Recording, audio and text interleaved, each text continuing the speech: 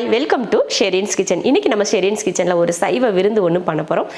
இந்த மாதிரி விருந்து பண்ணி ரொம்ப நாள் ஆச்சு. இன்றைக்கி தான் ரொம்ப நாளைக்கு அப்புறமா ஒரு விருந்து ஒன்று பண்ண போகிறோம். டெய்லி குழம்பு ரசம் இந்த மாதிரி வறுவல் பொரியல் கூட்டு இந்த மாதிரிலாம் நிறைய ரெசிபிகள் பண்ணுவோம். ஆனால் இன்றைக்கி நம்ம பண்ண போகிறது ஒரு பெரிய விருந்துன்னே சொல்லலாம். அந்த மாதிரி விருந்து தான் இன்றைக்கி நம்ம பண்ண போகிறோம். இப்போ வந்து நிறைய பேர் சைவம் தான் அதிகமாக சாப்பிடுவாங்க இல்லையா, அவங்களுக்கு ரொம்ப பிடிச்ச மாதிரியே ஒரு விருந்து ஒன்று பண்ணலாம் அப்படின்னு சொல்லிட்டு இன்றைக்கி நான் வந்து விருந்து தான் பிளான் பண்ணியிருக்கேன். அதுக்கு எல்லாமே நான் ரெடி பண்ணி எடுத்து வச்சுருக்கேன். எடுத்து வச்சுட்டு தான் அப்படியே ஒன்று பேசியிருக்கேன். அது என்னென்ன பண்ண போகிறோம் அப்படிங்கிறத வந்து வீடியோ பாருங்கள். ஒன்று ஸ்கிப் பண்ணாமல் பார்த்தீங்கன்னா தான் உங்களுக்கு வந்து அடுத்தடுத்து என்ன செய்கிறாங்க என்ன போடுறோம் அப்படிங்கிறதெல்லாம் உங்களுக்கு தெரியும். சிலர் வந்து கேள்வி வந்து என்ன போட்டிங்க, இது எப்போ, இது எத்தனை நிமிஷம் வேக வைக்கணும், இது எத்தனை நிமிஷம், எத்தனை ஸ்பூன் போடணும், இந்த மாதிரியான கேள்விகள்லாம் நீங்கள் கேட்குறப்போ நான் வீடியோவில் அவ்வளோ தெளிவாக ரொம்ப இதாக சொல்லியிருப்பேன். அது வந்து நீங்கள் ஒரு லைட்டாக ஒரு ஸ்கிப்பில் அந்த 10 செகண்டில் அது வந்து போயிடும். அதனால் வீடியோவை ஸ்கிப் பண்ணாமல் பார்த்தீங்கன்னா மட்டும்தான் என்னென்ன போடுறோம் அப்படிங்கிறது, எவ்வளோ நேரம் வேக வைக்கிறோம் அப்படிங்கிற முதல் கொண்டு உங்களுக்கு தெரியும். அதனால் ஸ்கிப் பண்ணாமல் பாருங்கள். இப்போ வாங்க இந்த விருந்து எப்படி பண்ணலாம் அப்படிங்கிறத பார்க்கலாம். நான் வந்து வெஜ் விருந்து பண்ணுறதுக்கு எல்லாத்தையும் எடுத்து ரெடி பண்ணி வச்சுக்கிட்டு இருக்கேன். கொஞ்சம் இன்னும் காய்கள் எல்லாம் வெட்டணும். அது வந்து காய் குழம்புகள்லாம் தாளிக்கிறப்போ வெட்டிக்கலான்னு. இது வந்து துவரம் பருப்பு நான் சாம்பாருக்கு எடுத்திருக்கேன். இது வந்து பட்டாணி பருப்பு வடைக்கு எடுத்திருக்கேன். அரிசி வந்து 1.5 படி எடுத்திருக்கேன். இதெல்லாம் நம்ம ஊற வைக்க வேண்டியதை ஊற வச்சுட்டு இதையும் ஊற வச்சுட்டு இதை வேக வச்சு எடுத்துகிட்டு அடுத்தடுத்த வீடியோவை நம்ம பார்க்கலாம். வாங்க போகலாம். 200 கிராம் பட்டாணி பருப்பு ஊற வச்சிடலாம். 150 கிராம் துவரம் பருப்பு, ஒரு சின்ன தக்காளி, ஒரு 3 பல் பூண்டு, தேவையான மஞ்சள் தூள், கொஞ்சமாக வெந்தயம், தண்ணி ஊற்றி வேக வச்சிடலாம். 4 விசில் விட்டு ஆஃப் பண்ணிக்கலாம். சாம்பார் தாளிக்கிறதுக்கு எண்ணெய் ஊற்றிடலாம். எண்ணெய் காஞ்சதுமே கடுகு உளுந்து, கடுகு பொரிஞ்சதுமே கொஞ்சம் கருவேப்பிலை, அடுத்து வெங்காயம் நல்லா வதங்கினதுக்கப்புறமா இதில் தக்காளி சேர்த்துலாம். நான் வந்து 3 தக்காளி, மீடியம் சைஸ் தக்காளியாக 3 தக்காளி சேர்த்துக்கலாம்.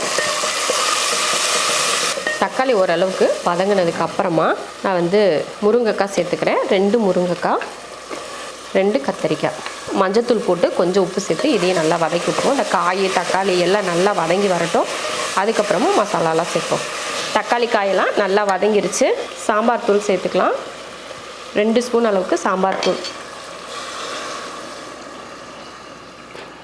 அவ்வளோதான். காய் முங்குற அளவுக்கு இந்த மாதிரி தண்ணி ஊற்றியாச்சு. காய் வதக்கிறப்போ உப்பு போட்டிருக்கோம். கடைசியாக உப்பு சேர்த்துக்கலாம். இப்போ காய் வேகட்டும். அதுக்கப்புறம் பருப்பெல்லாம் சேர்த்துக்கலாம்.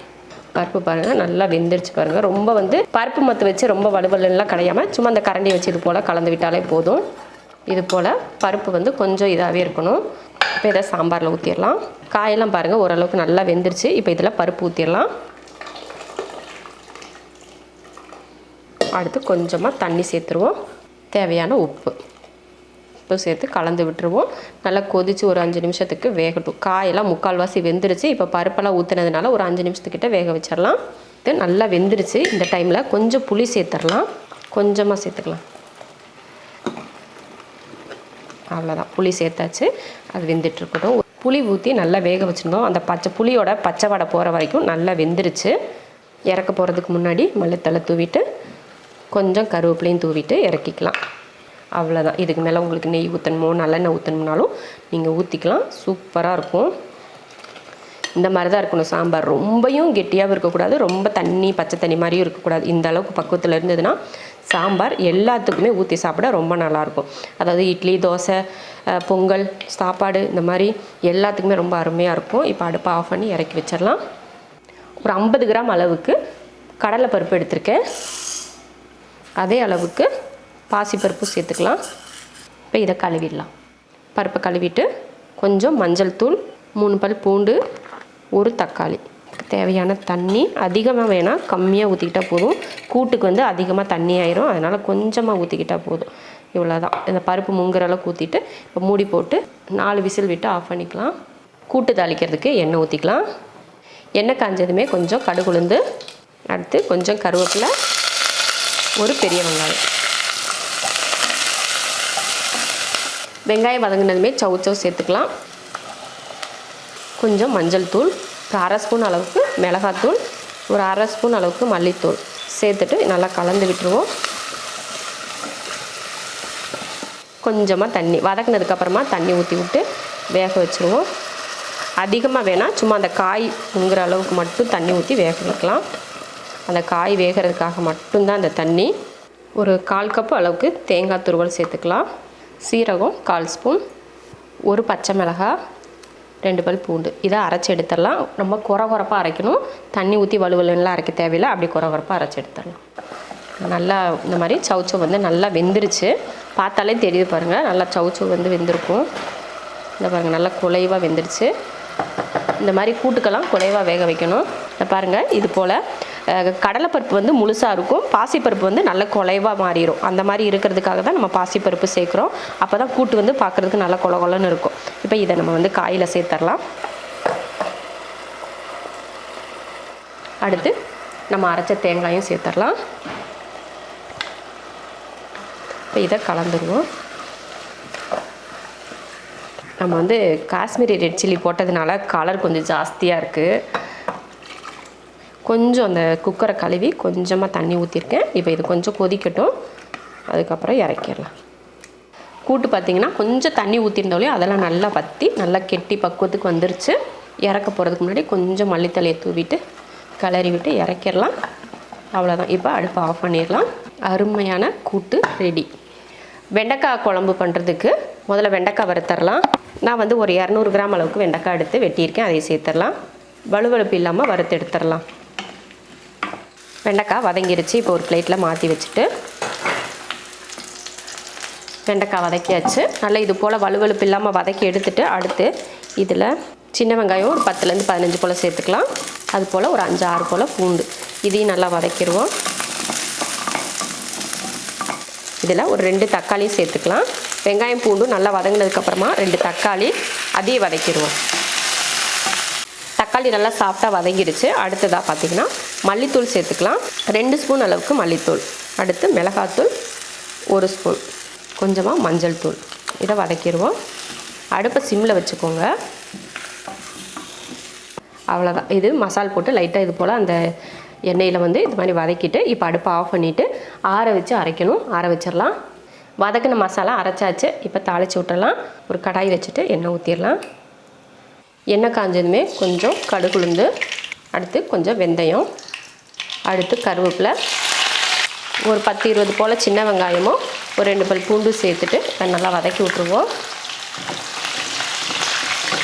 வெங்காயம் நல்லா இந்த மாதிரி வதங்கி கொஞ்சம் பிரிஞ்சு வர மாதிரி வதங்குது பார்த்திங்களா, அந்த மாதிரி வதங்கணும். வதங்கினதுக்கப்புறமா வெண்டைக்காயை சேர்த்துடலாம்.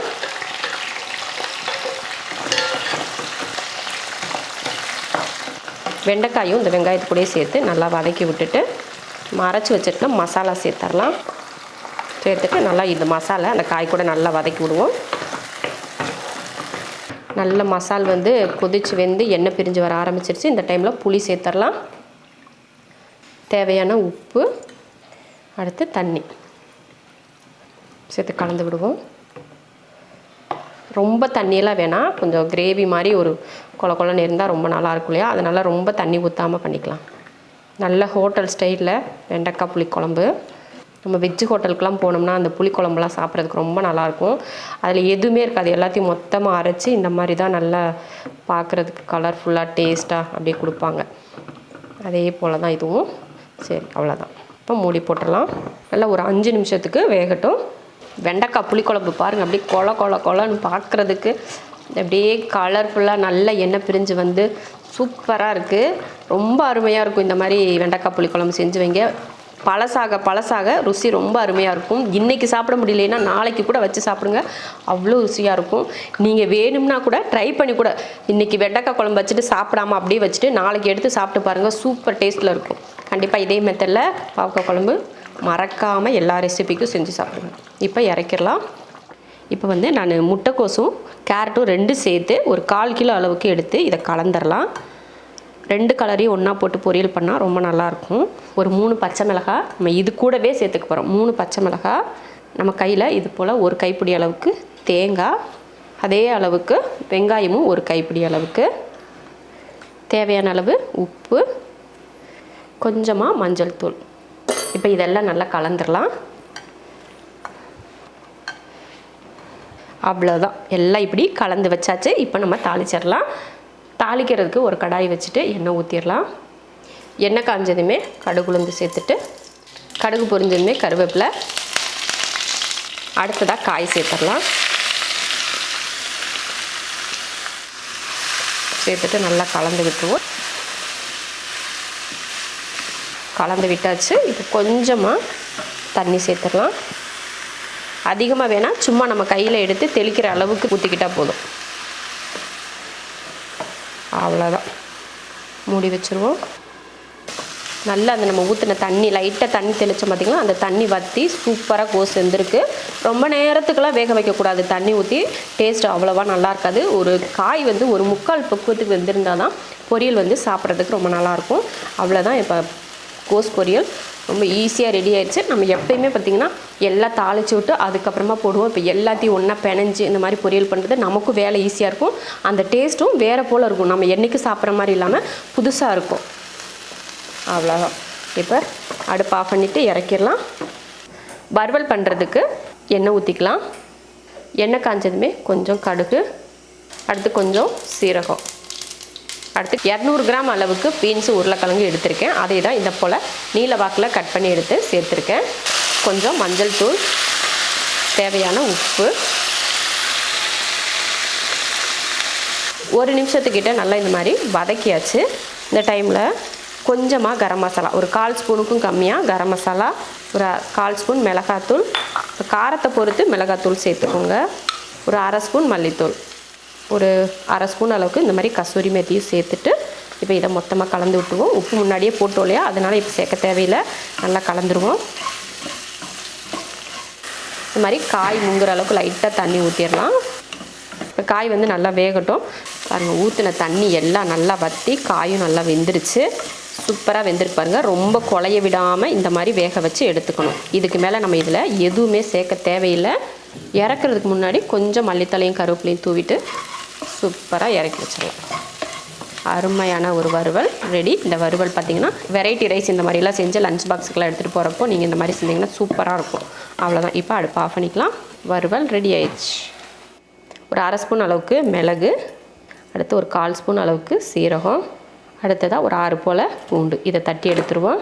ஒரு பெரிய நெல்லிக்காய் அளவுக்கு புளி எடுத்து கரைச்சேன். இப்போ அதில் இருக்க சக்கையில் எடுத்துருவோம். ரசம் தாளிக்கிறதுக்கு எண்ணெய் ஊற்றிடலாம். கொஞ்சம் கடுகு, கொஞ்சம் கருவேப்பிலை, 2 வரமிளகா, கொஞ்சம் பெருங்காயத்தூள், அடுத்து ரசத்துக்கு தட்டணும் இல்லையா, சேர்த்துடலாம். அவ்வளோதான். நல்லா வதக்கிட்டு அடுத்து தக்காளி சேர்த்துடலாம். தக்காளி போட்டதுக்கப்புறமும் நல்லா தக்காளி வதங்கிருச்சு. இப்போ புளி தண்ணி சேர்த்துடலாம். தேவையான உப்பு, அடுத்து மல்லித்தலை சேர்த்துடலாம். இப்போ புளிப்பெல்லாம் எந்த அளவுக்கு இருக்குது அப்படின்னு பார்த்துட்டு நம்ம தண்ணி சேர்க்குறதுனா சேர்த்துக்கலாம். புளிப்பு எப்படி இருக்குன்னு பார்த்துட்டு தண்ணி கொஞ்சம் சேர்த்தாச்சு. நல்லா ஒரு கொதி வரட்டும், அதுக்கப்புறமா இறக்கிக்கலாம். சூப்பராக ரசம் வந்து லைட்டாக கொதிக்க ஆரம்பிச்சிருச்சு. இப்போ இறக்கி வச்சிடலாம். அடுப்பையும் ஆஃப் பண்ணிக்கலாம்.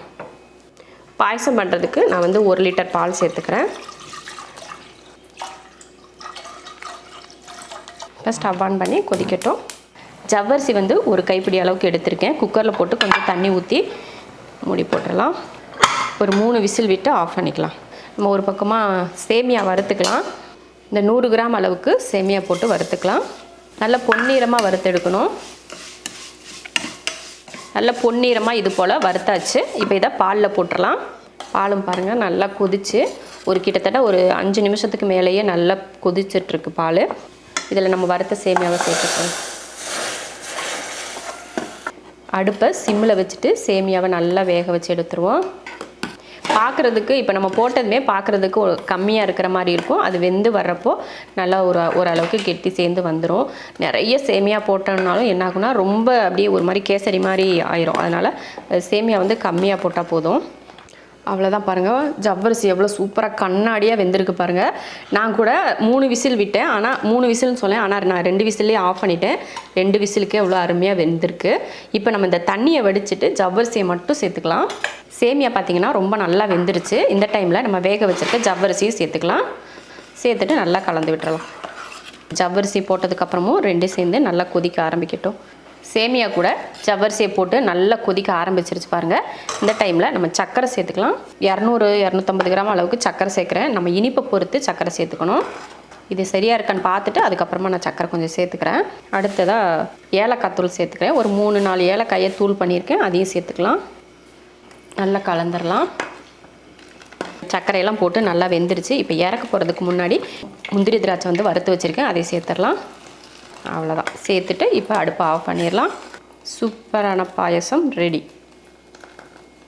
வடை செய்கிறதுக்கு ஒரு 1/2 ஸ்பூன் அளவுக்கு சோம்பு, 3 போல் பூண்டு, ஒரு 4 வரமிளகாய், இதை குறப்பாக அரைச்சிக்கலாம்.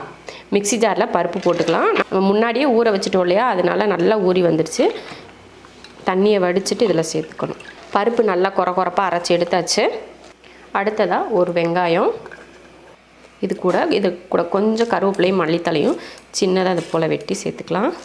கருவேப்பிலை கொஞ்சம் பெருசாக இருக்குது, அதனால தான் அந்த மாதிரி மல்லித்தலை கூட வெட்டிட்டேன். அடுத்து பெருங்காயத்தூள், தேவையான உப்பு, இது கூடவே பச்சரிசி மாவு நல்லா ஒரு 2 ஸ்பூன் அளவுக்கு சேர்த்துக்கலாம். இப்போ கலந்துருவோம். நல்லா இது போல் பிசைஞ்சாச்சு. அவ்வளோதான். இப்போ நம்ம உருண்டை பிடிச்சிடலாம். நல்லா உங்களுக்கு எவ்வளோ பெருசு வேணுமோ அவ்வளோ குட்டி குட்டியாக போட்டிங்கன்னா ரொம்ப நல்லாயிருக்கும். ரொம்ப பெருசாக போடுறத விட இந்த சைஸில் போடுங்க, சூப்பராக இருக்கும். இதே போல் தட்டி எடுத்துக்கலாம். வடைக்கு எண்ணெய் ஊற்றி எண்ணெயும் நல்லா காஞ்சிருச்சு. இப்போ பொரிச்சு எடுத்துடலாம். வடை வந்து நல்லா வெந்துருச்சு. இப்போ எடுத்துடலாம். சூப்பராக வடை ரெடி ஆயிடுச்சு. நம்ம வீட்டில் இன்றைக்கி வெஜ் விருந்து வந்து செஞ்சு முடிச்சாச்சு. இதுதான் பாருங்கள் நான் செஞ்சுருக்கிறது. கரெக்டாக 9 ரெசிபி செஞ்சுருக்கேன். வெள்ளைச்சோறை சேர்த்து 9, மற்றபடி 8 சைடிஷ் குழம்புங்க இதெல்லாம் சேர்த்து 8 செஞ்சுருக்கேன். சோறு, அதுக்கு சாம்பார், முருங்கைக்காய் கத்திரிக்காய் சாம்பார், வெண்டைக்காய் புளிக்குழம்பு, தக்காளி ரசம், சவ் கூட்டு, பீன்ஸ் உருளைக்கிழங்கு வறுவல், முட்டைக்கோஸ் கேரட் வந்து பொரியல், பருப்பு வடை, சேமியா ஜவ்வரிசி, பால் பாயசம். அருமையான ஒரு சைவ விருந்து ஒன்று செஞ்சுட்டோம். நீங்களும் இதே போல் செஞ்சு பார்த்துட்டு எப்படி இருக்குன்னு சொல்லிட்டு கமெண்ட்டில் சொல்லுங்கள். பிடிச்சிருந்தா லைக் பண்ணிவிட்டு ஷேர் பண்ணிவிட்டு கமெண்ட் பண்ணுங்கள்.